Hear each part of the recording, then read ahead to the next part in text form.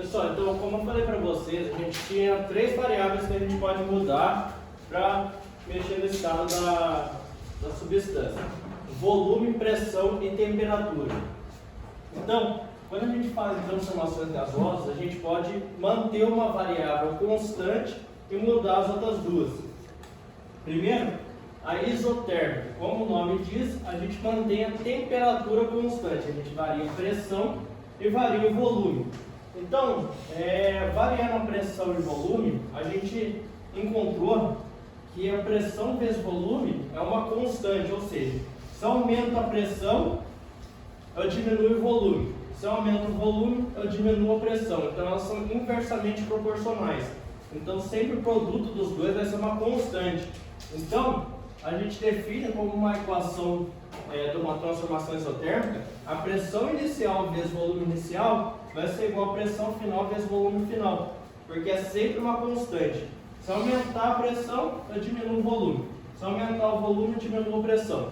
Então, esse produto aqui vai ser sempre a mesma coisa. Então, colocando isso num gráfico, a gente vê aqui, ó, 4P, um volume sobre 4.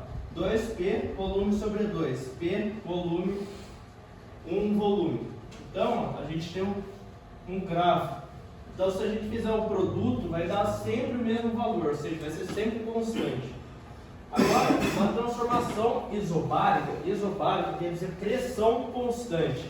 Então, a gente vai variar a temperatura, vai variar o volume, só que a pressão vai continuar constante. Aí descobriram-se que se a gente dividir o volume pela temperatura, vai ser sempre uma constante. Então, se a gente pegar o volume inicial sobre a temperatura inicial, vai ser igual ao volume final sobre a temperatura final. Então, o gráfico vai ser uma reta. Então, sempre volume dividido por temperatura vai ser uma constante. Agora, uma transformação isocórica ou isovolumétrica, a gente mantém o volume constante. Então, a gente varia a temperatura e a pressão, mas o volume permanece constante. De novo, pressão sobre temperatura vai ser sempre uma constante. Então, pressão inicial sobre temperatura inicial vai ser pressão final sobre temperatura final. Então, se a gente dividir a pressão pela temperatura, vai dar sempre o mesmo resultado. Então, esse daqui também é o gráfico da pressão pela temperatura, bem parecido com o do volume. Lembra que a temperatura é em Kelvin. Kelvin não é graus Kelvin, é temperatura só Kelvin.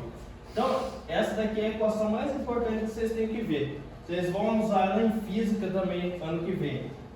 É o que? Pressão inicial vezes volume inicial dividido pela temperatura inicial é igual a pressão final vezes volume final dividido pela temperatura final. Essa é a equação geral dos gases. Então, se a temperatura é constante, a gente tira a temperatura, pressão vezes volume é igual a pressão vezes volume, na transformação isotérmica. A gente mantém o volume constante, pressão sobre temperatura, pressão sobre é igual a pressão sobre temperatura, transformação isovolumétrica. Se a gente mantém a pressão constante, volume sobre temperatura, volume sobre temperatura, transformação isobárica. Uma forma fácil de decorar essa fórmula é o quê? PVT ou Votor. Então, guarda essa fórmula na sua cabeça, é uma fórmula muito importante. Equação geral dos gases. Então, ela relaciona as 3 variáveis de transformação dos gases: pressão, volume e temperatura. Pessoal, tudo bem?